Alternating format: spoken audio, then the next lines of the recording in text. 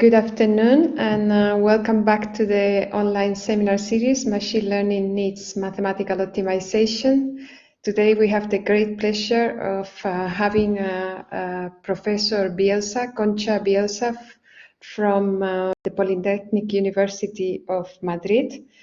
She's a full professor of Statistics and Operations Research at the Department of Artificial Intelligence there. Her primary research interests are probabilistic graphical models, decision analysis, meta-heuristics for optimization, data mining and classification models.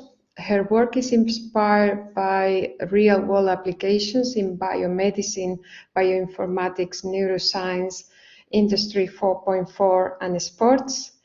She has published more than 150 papers, has written more than 6 books, and has served in editorial boards as well as guest editor for special issues. She has also been very successful in her fundraising activities with more than 50 public research projects and more than 25 private ones, and has received personal awards for her research, including the UPM Research Prize and the Amity University Machine Learning Award in 2020.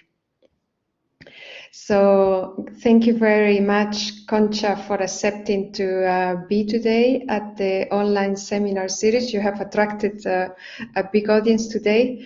And now the floor is yours. And for the audience, we will address the questions at the very end in the Q&A session. Thank you so much again. Okay. Hi, everyone. And thank you for the introduction, Dolores, and thank you for inviting me to be part of this very interesting seminar series. So the title of my talk is Modeling Multivariate Time Series with Bayesian Networks. So I will introduce very briefly what is a Bayesian network, and then I will deal with some variations of the standard Bayesian networks for dynamic domains, dynamic Bayesian networks, hidden Markov models, and then in continuous time Bayesian networks. So let me start with the introduction, temporal data. So we have this kind of setting where we have a system state X, including many variables. This is a vector, and this is evolving over time. When we fix time t, we have a snapshot of the relevant attributes that may be hidden or observed. And we would like to represent the joint distribution over the data that we have, that are trajectories, assignments to each xit. Xi is the variable and t time. So we have this kind of data occurring at different bases. For instance, we would like to be interested in the specific time of occurrence of an event, like an accident, or perhaps from time to time we have a patient follow-up, or we perhaps have a sequence in the typical manufacturing process with an end, or the time series as weather or data streams, for instance, in finance, and well, in finance, and all these data arise in different application areas, as you can see here. And the data are collected from different sources, maybe manually or with a specific device, like in medicine, or perhaps more continuously as data coming from sensors or wearables. So this is more or less the tasks that we have in machine learning: clustering, regression, feature selection, association discovery, anomaly detection, supervised classification, and this version multidimensional. And in each box we see different techniques, but as you can see in all of them we see Bayesian networks. And this gives an idea of how flexible they are. So let me very briefly review what is a Bayesian network. This is a probabilistic graphical model that contains first a graph, directed acyclic graph, that is very useful for the interpretation. Here we have, for instance, that neuronal atrophy and stroke depend on age. Both have an influence on dementia, and then we have also this other relationship, probabilistic relationship. So the second part is the parameters, the conditional probability tables, including these probabilities, local distributions for each node given its parents in the graph. So we have this factorization of all of them, giving rise to the joint distribution of all variables, where we are using the most important concept underlying Bayesian networks, which is the conditional independence between triplets of variables. So in this example, we have this factorization of the 5 variables according to the graph. And with the Bayesian network, we can perform any kind of probabilistic reasoning or statistical inference with exact or approximate algorithms. For instance, here we have an evidence that we have had a stroke. We have a patient with a stroke, and then we would like this information to be propagated through the network for the rest of the variables to compute the probability of each variable, given that we have this information. So this is the kind of inference that we can perform. And this is an example taken from Bielza, 2020, which is this book published by Cambridge University Press, where we deal with all machine learning and statistical models applied to this field of neuroscience where we have been working in the last years. As you can see, it's a very thick book, and well, this is my recommendation for all of you. We learn the Bayesian networks from data. So this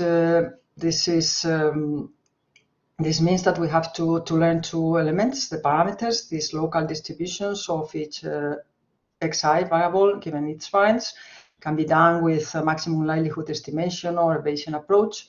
And also we have to learn the structure. For this, we have 2 main approaches: the constraint-based approach, which is basically performing different conditional independent tests, and then when we have the list of results, we have to draw the structure that matches as much as possible this list. Or alternatively, we can use a score that is measuring how good is my structure, and then we will move in the space of structures to have a better scoring structure. So here different search spaces, different score, and different ways to search. As regards the scores, let me tell you that well, it's important not to use the likelihood, because it will tend to give rise to complete structures. So we have to penalize the likelihood.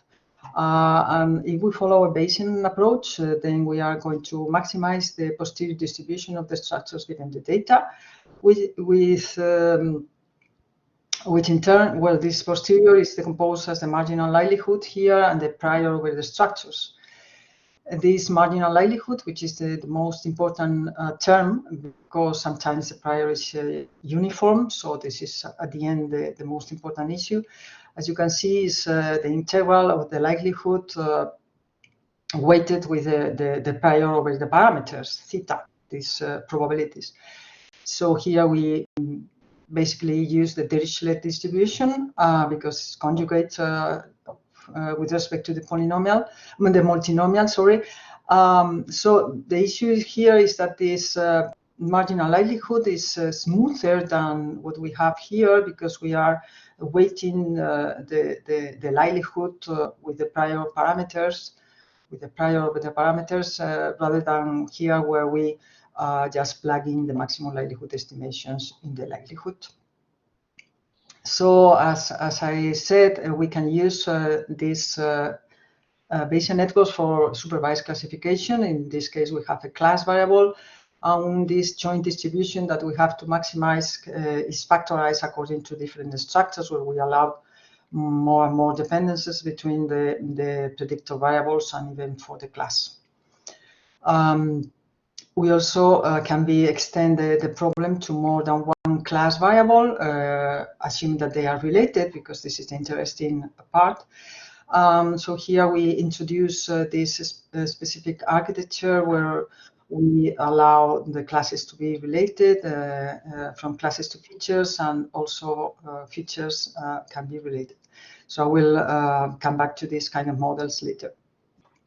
So let's start with the first kind of models, dynamic Bayesian networks, where we basically discretize the timeline into a set of time slices that are regularly spaced. So we have some predetermined granularity that we call delta.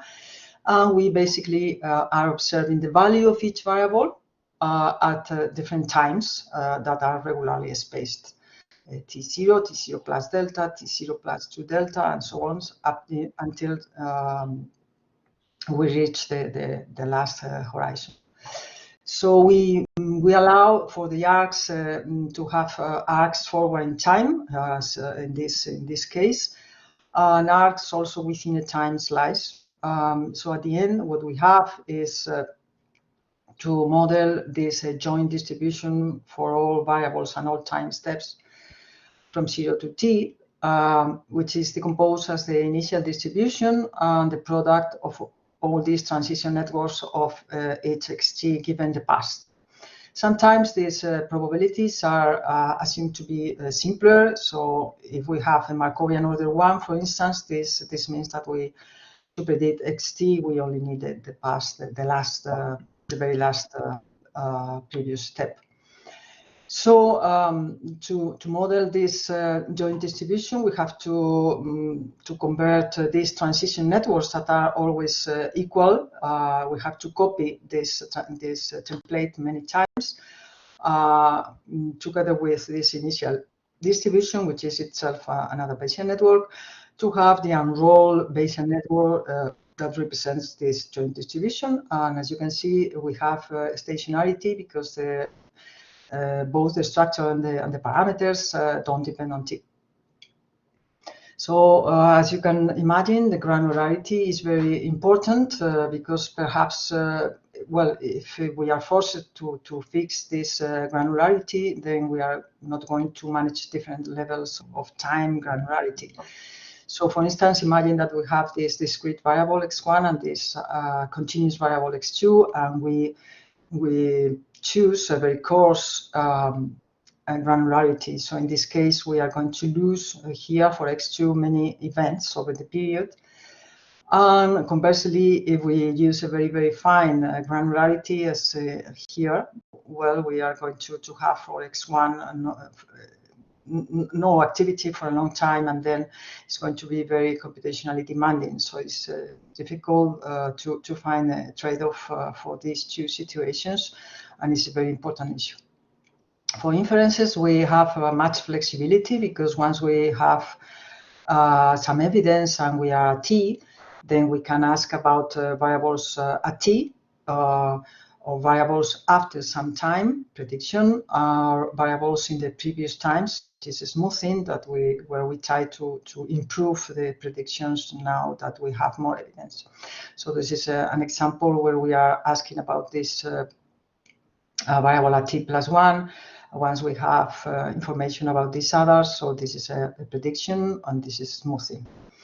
In principle, we can think of applying any inference algorithm that we have for Bayesian networks, but you can imagine that we have a very big Bayesian network here because of this horizon.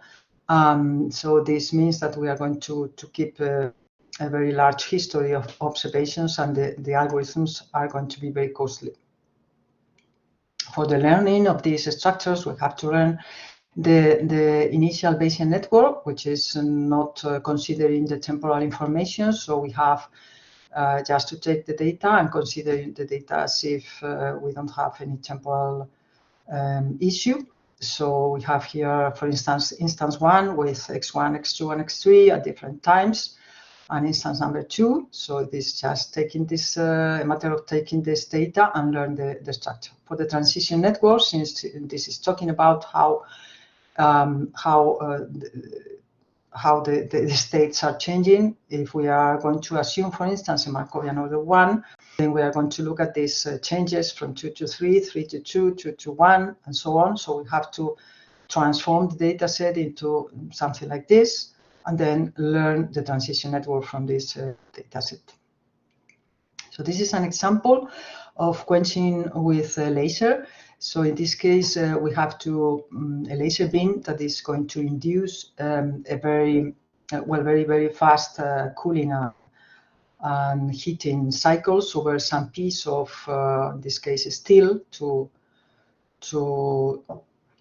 have good properties, the piece. Well, in this case, the piece is a crankshaft, which is in our cars, as you can say, as you can know. Well, the process is being recorded by this thermal camera, where we see these kind of images, 32 by 32 pixels with the temperatures. And since the laser spot is very small compared to the width of the piece, the laser spot has to move very fast to cover the whole width of the piece. So finally, we have this kind of input data, this kind of videos taken from the thermal camera at a very well 100 frames per second is the speed of the camera. So the dynamic Bayesian networks, first we try to summarize the images by looking for regions of similar behavior. This was done with a clustering. And then from each of them, we record or we measure different statistics like the maximum, the minimum, the median, and the standard deviation. And then we look at these are the nodes of the Bayesian network, of the dynamic Bayesian network for each of the regions. So then we can inspect the structure that we have obtained. For instance, here for this region in yellow, we have the parents in the same time slice here, or here parents from the previous time slice. So according to this interpretation, and also by looking at the conditional probability tables, we finally could model how the laser spot moves, and in fact we use this for anomaly detection. So this example is, you can find it here in this other book that we published 2 years ago in CRC about industrial applications of machine learning.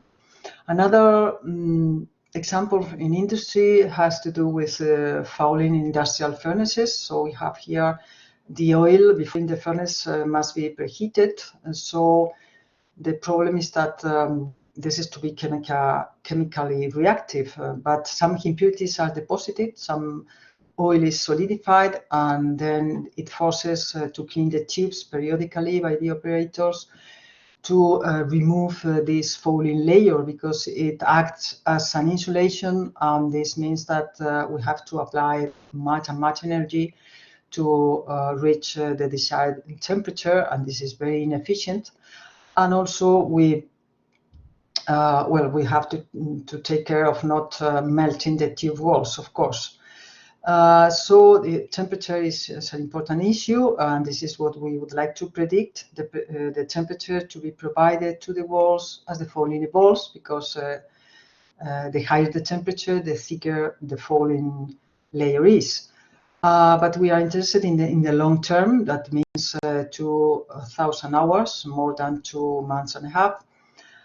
So this is the kind of data that we have. These are our trajectories for the temperature that is coming in cycles, because once we clean the tubes, we go back to the starting, everything is restored. So by predicting the temperature, we will help the operators to decide when the next cleaning should be should take place. And we have lots of data of 5 years and hourly data of 35 variables taken from sensors about physical properties like pressure, temperatures, feed flow of heaters, and so on. So this is the results typically are going to be like this, with very good results in the long term, which this was our aim. As you can see here, in the long term, the error. Well, in this case, we are using dynamic Gaussian Bayesian networks because we have continuous variables. We try with different Markovian orders from 1 to 7, and at the end, the best was order 4.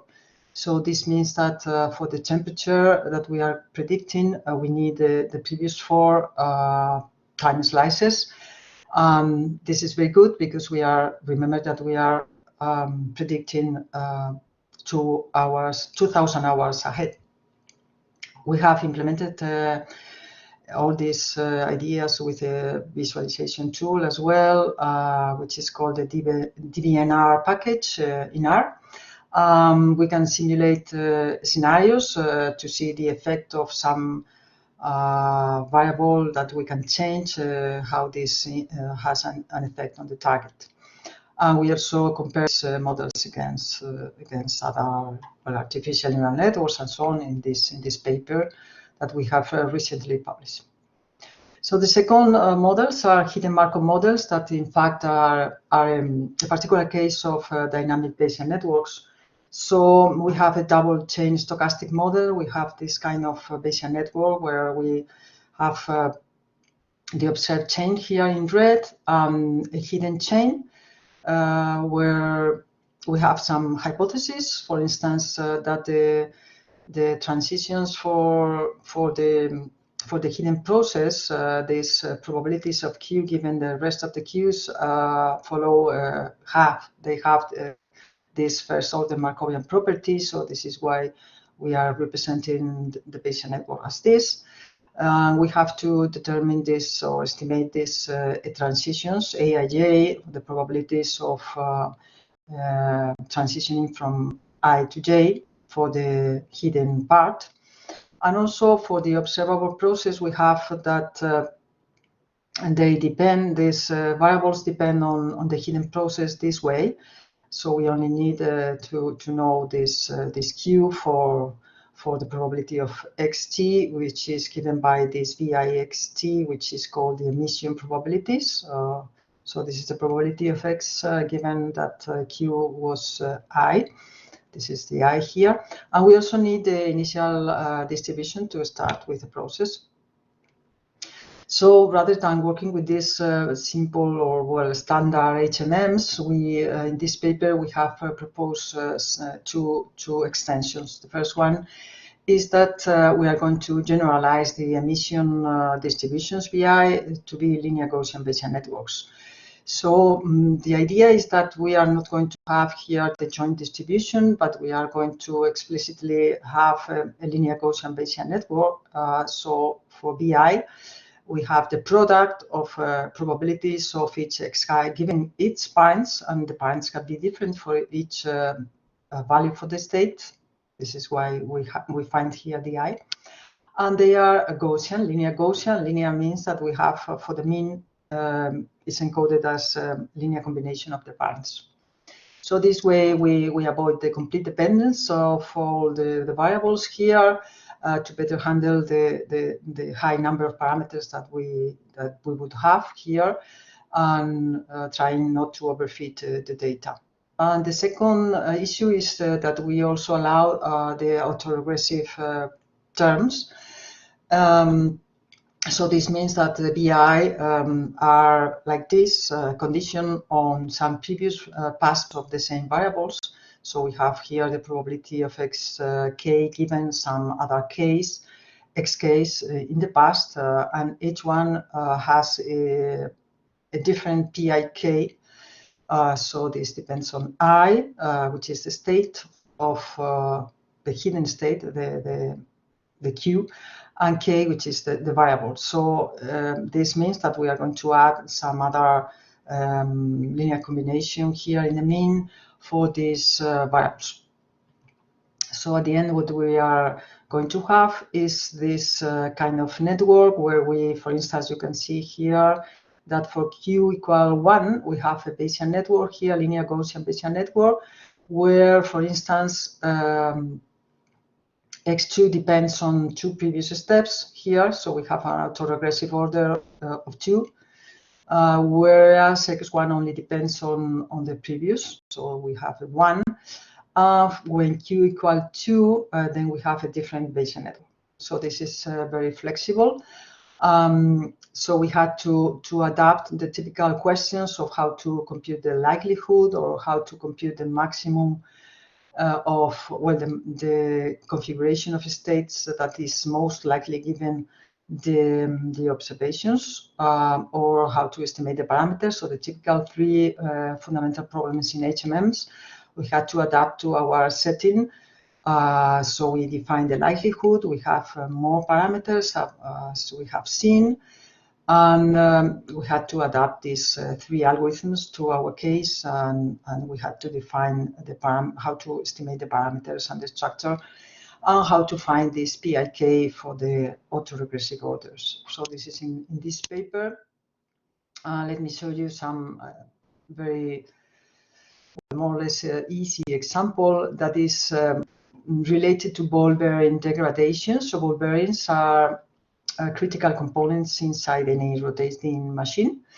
So it's very interesting to monitor their failure, their degradation, because this causes wasting money, time, and assets for industries. So we took the data set from this paper, which we see the setup. We have a rotomotor that is spinning at 2000 RPM, coupled with 4 bearings. Here we have some forces. So we have some sensors in the system, and this about vibrations that produces a signal, many signals that are filtered, and then we apply the Fourier transform to work in the frequency domain. And at the end, we work with the 4 fundamental frequencies that are related to the bearing defects in the 4 components of the bearing, which are the inner race here, the outer race here, the cage, and the balls. So these are the observed variables, these 4. And then we have, well, because this is very well known that if these frequencies have a high magnitude, then this is associated to an abnormal behavior. And our hidden state is the bearing health state.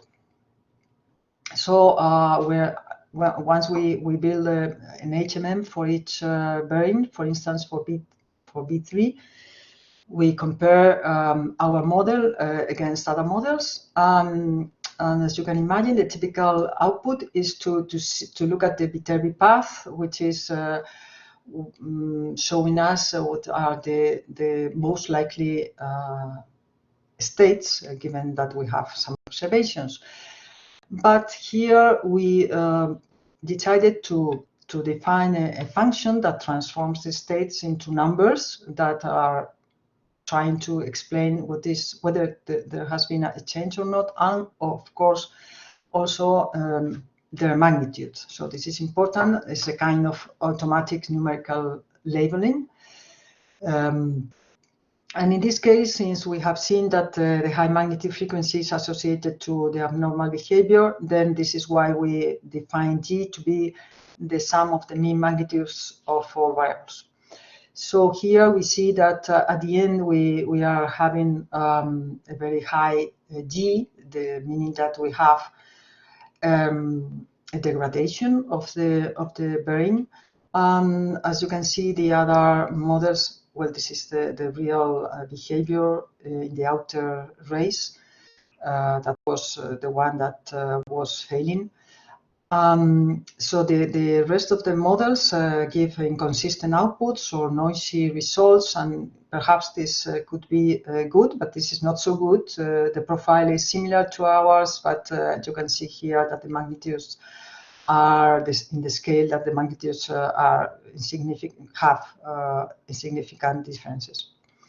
So this is our model, and then we could check that it's a good model in terms of fitting according to some scores, and also with a reasonable amount of parameters. And also interesting is to look at the Bayesian networks that we have defined depending on the on the hidden state. For instance, here we have the Bayesian network giving a healthy bearing, and here a not healthy bearing. And here we can see that the cage fix determines the remaining variables. Here we have more complex relationships, even dependencies of past variables. So this is an information that is very useful for the experts.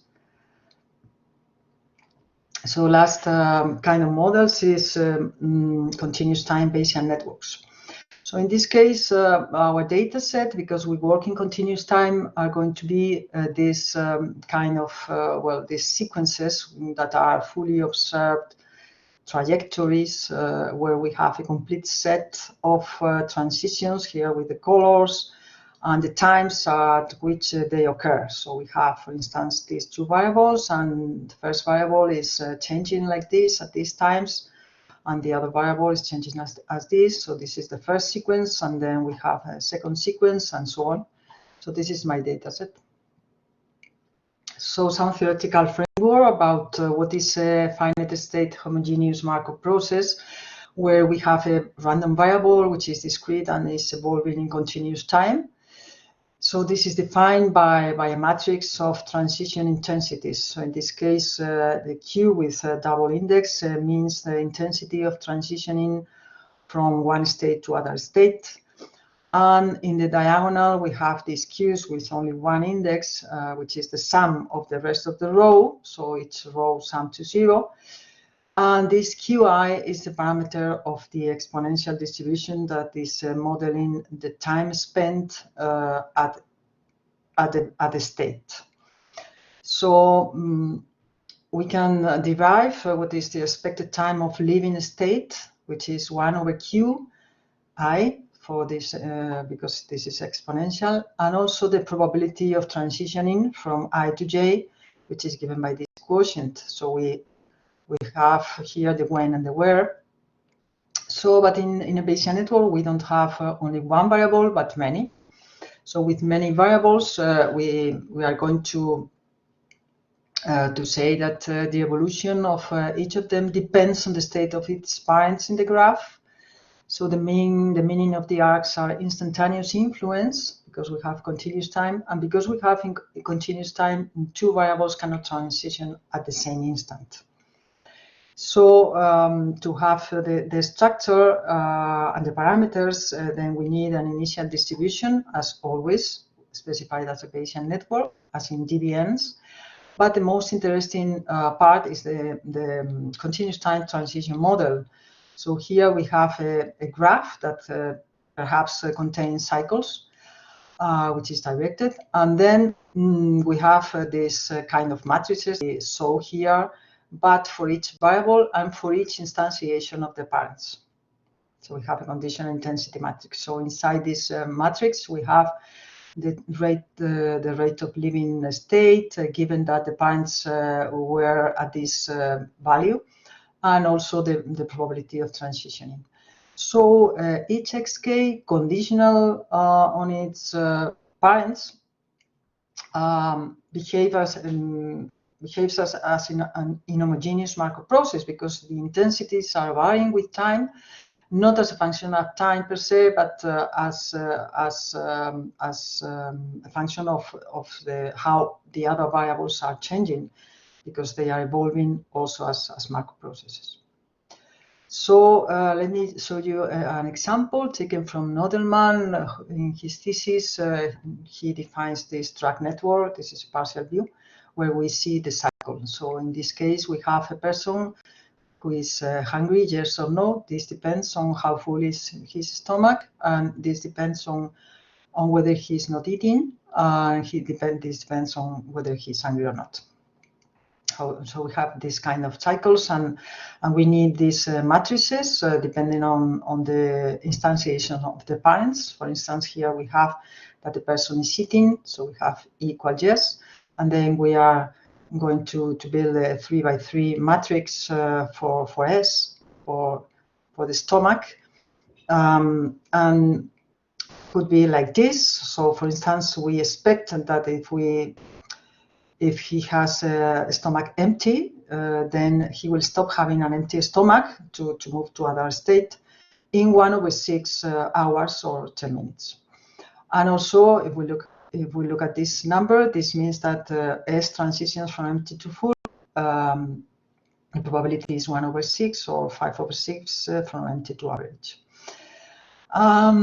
So as you can see, we are not going to need any time granularity, and we are explicitly representing the temporal dynamics, which is very different from dynamic Bayesian networks.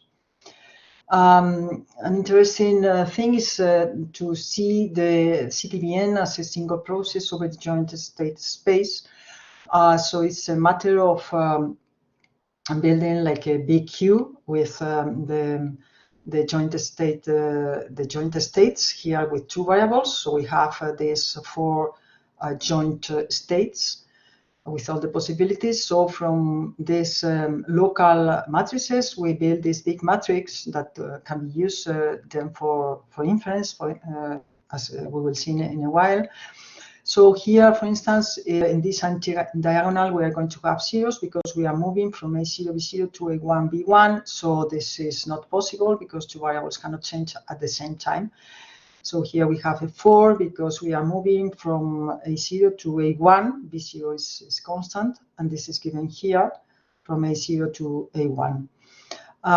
So this is the intensity. And also, for instance, this 8 is from A1. A1 is fixed, and we are moving from B1 to B0, but A1 is fixed. So we have to look at this number here. And so this is a matter of just looking up in the corresponding matrices to have this big Q representing the joint, well, a single process.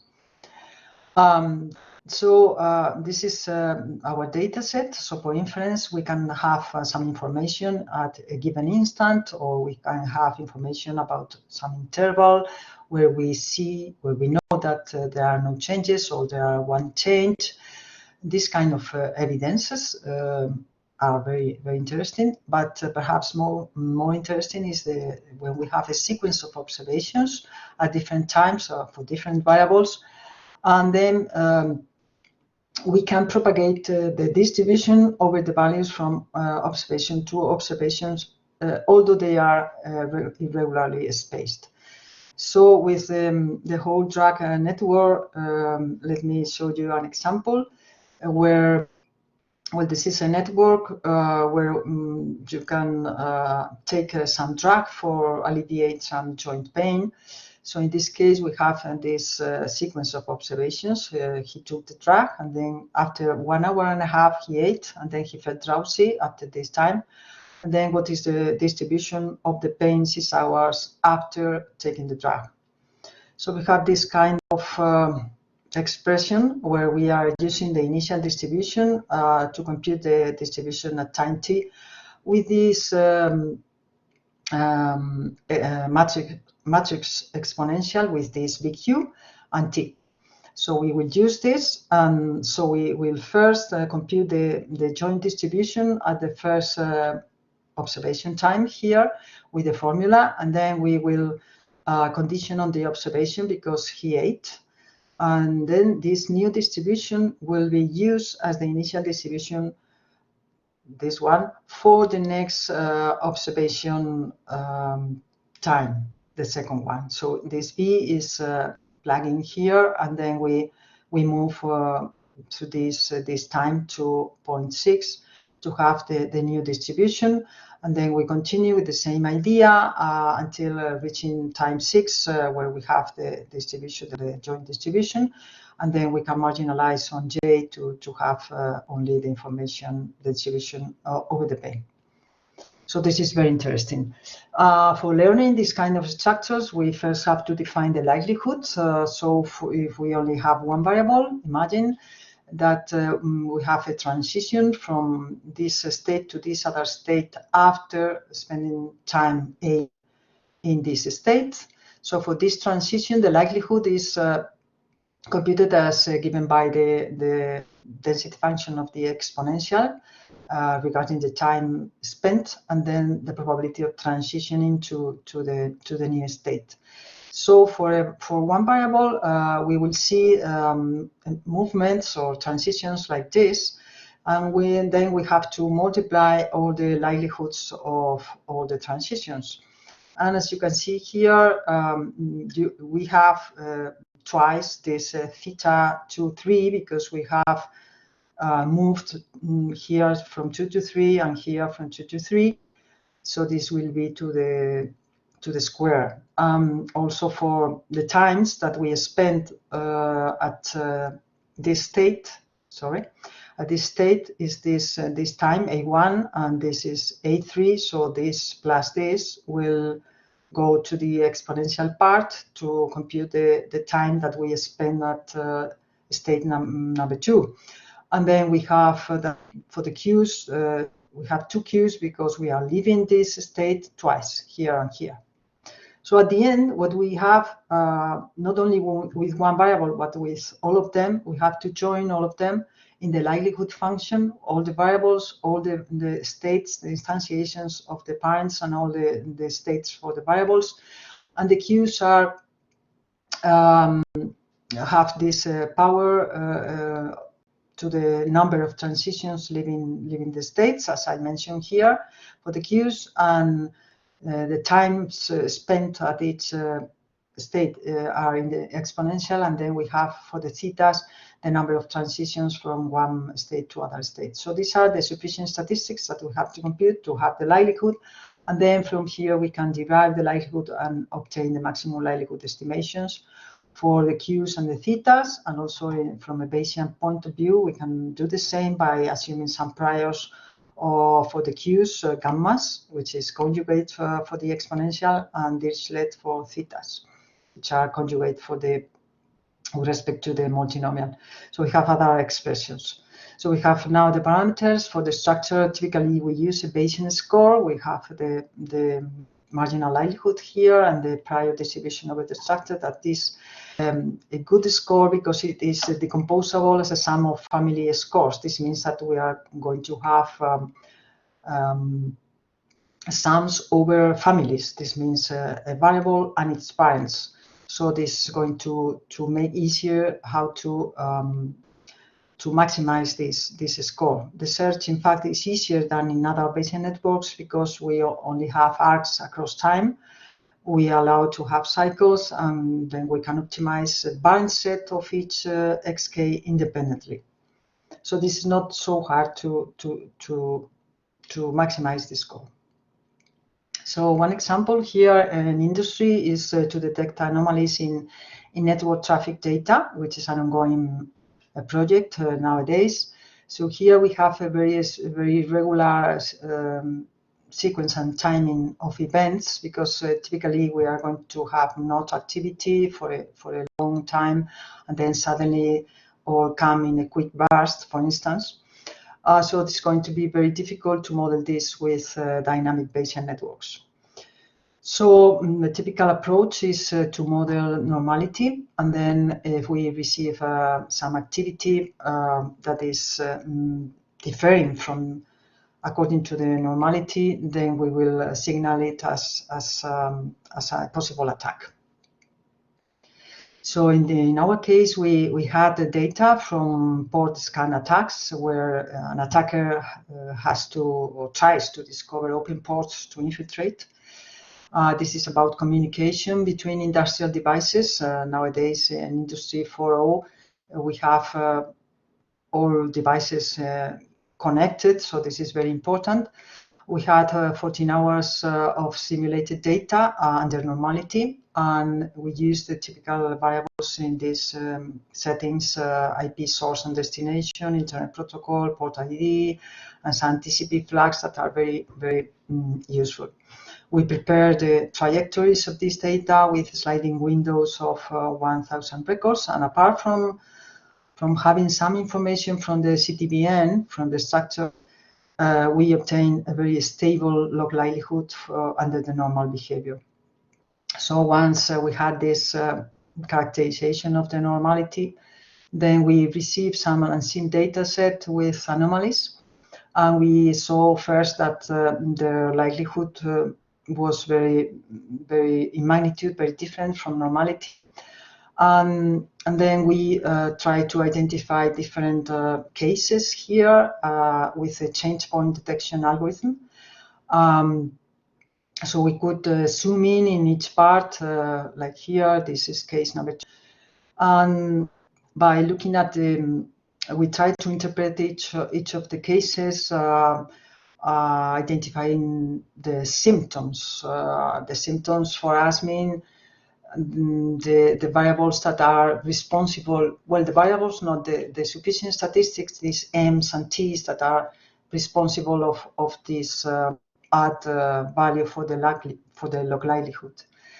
So in this case, for instance, we could label this attack as TCP fin scan, which is just a label that you can find in a reference guide used in this context. That means that there are many packets sent by the attacker to many ports of the victim, and the victim is replying with other flags, because the attacker is trying to access ports that are closed. So something that we derive by looking at this M's here, these sufficient statistics. So now we will look at supervised classification with only one class. So the sequence ends with a label. For instance, we have movement in post-hoc rehabilitation exercises, and then we are giving the correctness, yes or no, of the movement. So this trajectory is giving rise to some labels, is my data set from now on. For this, in the literature, we have only to add the class variable, which is not so hard because it doesn't depend on time. So this is static. There are typical structures found for static classifiers like base, tan, or those that allow a maximum number of parents. Here we have 2 for the predictor variables to make the learning easier. And we are going to learn the structures with different scores at different search strategies. So this is found in the literature, and what is important is to compute this probability of the class given a sequence which is unseen, because this has to be maximized to find the C star that maximizes this. So this is the predicted label. And this can be decomposed as given by this expression, where we have again intervals where there are no changes, and at the end of an interval we have a change of only one variable. So this is captured here, where we are computing the probability of being at a state, moving to other state is in fact movement of only one variable, and is given by the exponential distribution. And here also for staying during a while, this interval is given by the exponential. So it's not so hard to use this kind of probabilities to compute the posterior probability of the class to have finally the classification. And in our case, we have tried to extend these ideas to multidimensional classification, where we have many class variables that perhaps are related.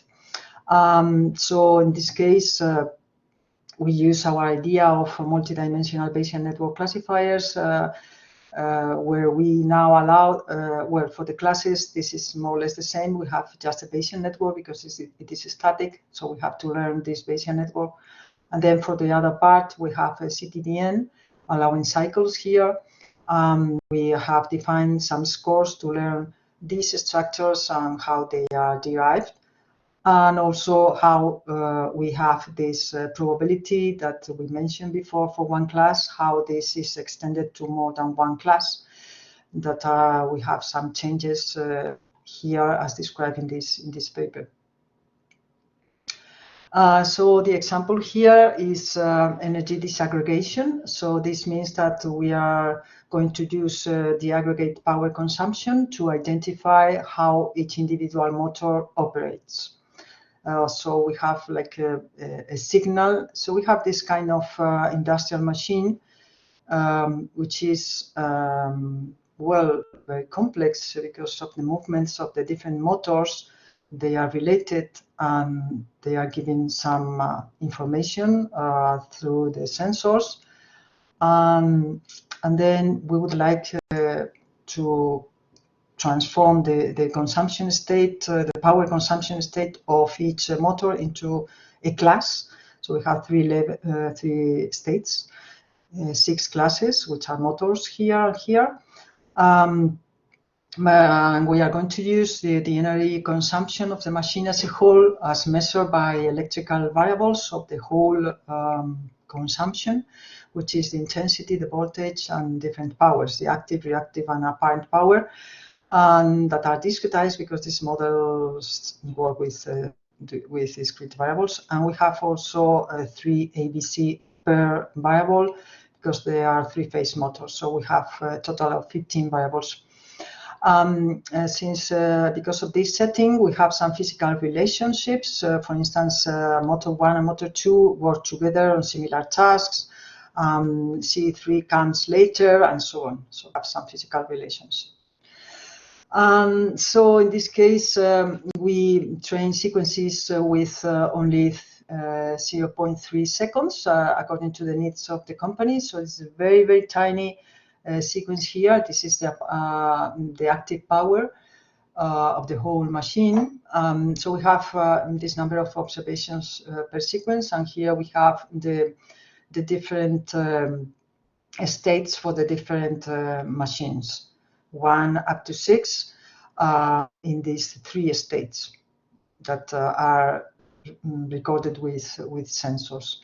So finally, we obtain this CTBN, multi-CTBN C for classification with 6 classes. Only in these powers, the apparent power and the active power were selected, and we could observe that well, the relationships for the classes are in accordance with the setup.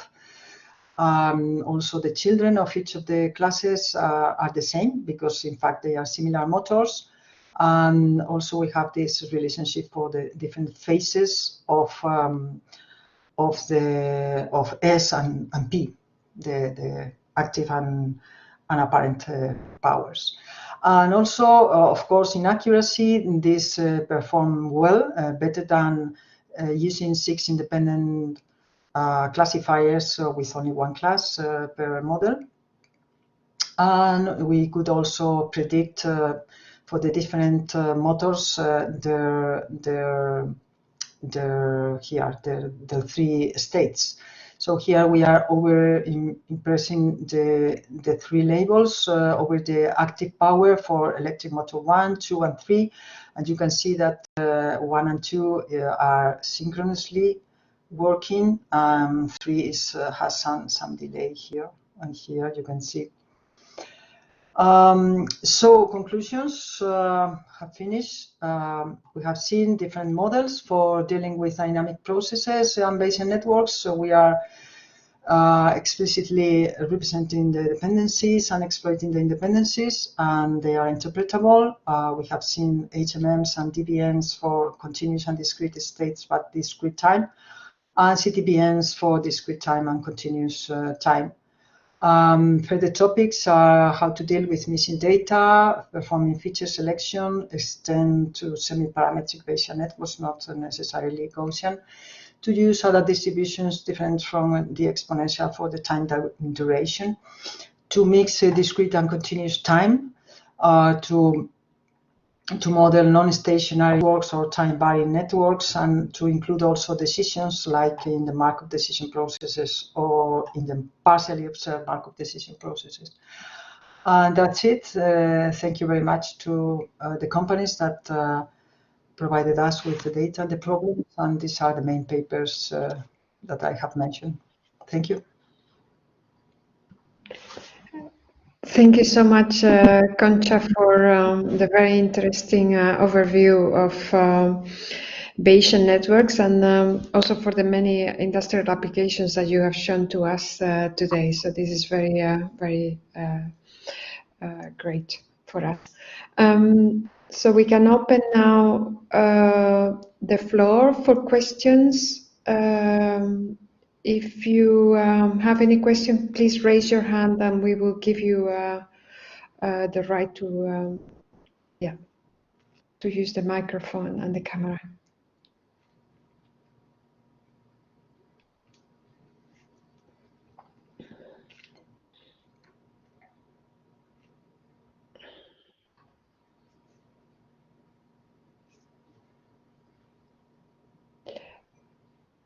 I was curious about the feature selection.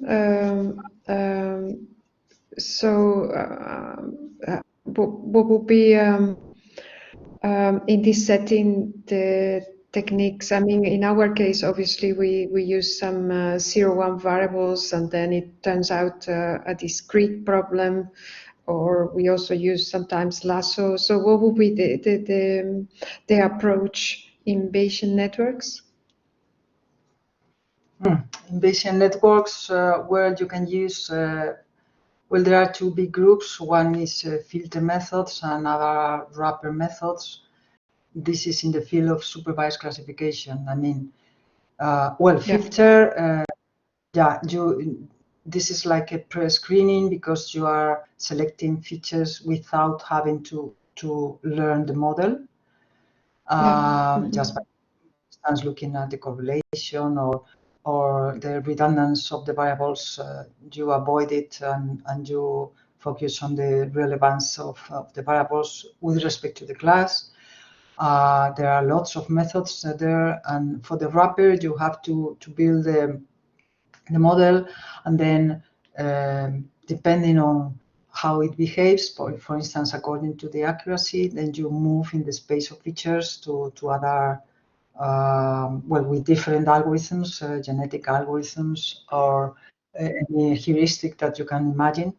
You can move to other set of features. And embedded methods are what you are mentioning, regularization, lasso, and so on. Has to do with embedded methods where you simultaneously you are learning and selecting the features, like in the with the regularization in continuous domains. We have a paper where we are selecting the features for Gaussian Bayesian networks with lasso. In streaming data or in temporal data is much more complex because it may be the case that one feature that is important now, perhaps tomorrow is not important.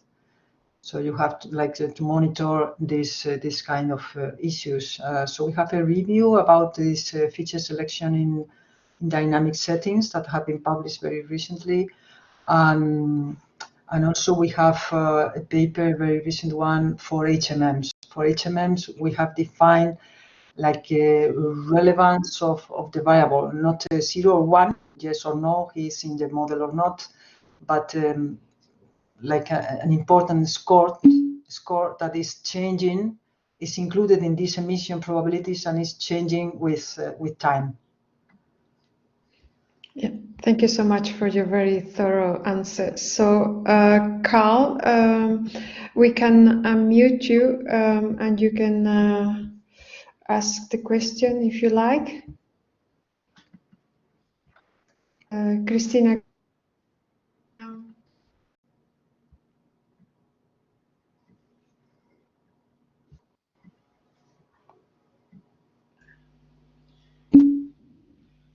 Oh, so yeah, Carl says that he doesn't have a microphone. Okay, fine. I will ask the question.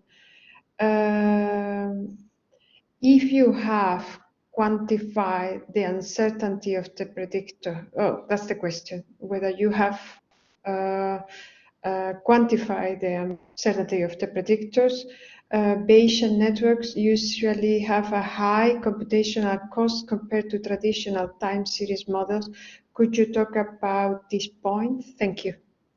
So I guess there are two questions about uncertainty and about the computational cost. Well, the uncertainty, I don't catch the question because well, we have random variables. We are trying to capture the uncertainty. We are working always under uncertainty. So I'm not sure what is the meaning of uncertainty here. I don't know, and especially because we also have the Bayesian approach in learning and the parameters and also the structure of Bayesian networks. And the second question was about what? About the computational cost compared to traditional time series models. Yeah, of course. Well, this is it depends on what you are focusing on, learning or inference or what. Because of course inference is well, it depends on the structure as well. Because if you have a bounded tree width, which is has to do with the kind of arcs that you are allowing, then you are going to have tractable inference. For learning, well, you have many heuristics for learning with a score or with conditional independent tests. So this is not so bad, but for me, the good thing is that we have this graph to visualize, to interpret for interpretation purposes. Is very important nowadays. As you can perhaps know, there is a special focus on XAI, so explainable artificial intelligence. So this means that we have to be able to give interpretations to our decisions, to the decisions made by the model. So in our case, we have a good point because we can perform any inference, we can perform counterfactual inferences, we can look at the data set, we can infer independences. So we have plenty of possibilities for interpretation. With and also we see the relationship between the variables, even in this case of temporal data. So I think it's a very powerful model. Thank you so much. Yeah, so this person, Carl, also thanks you. Is there any other question from the audience?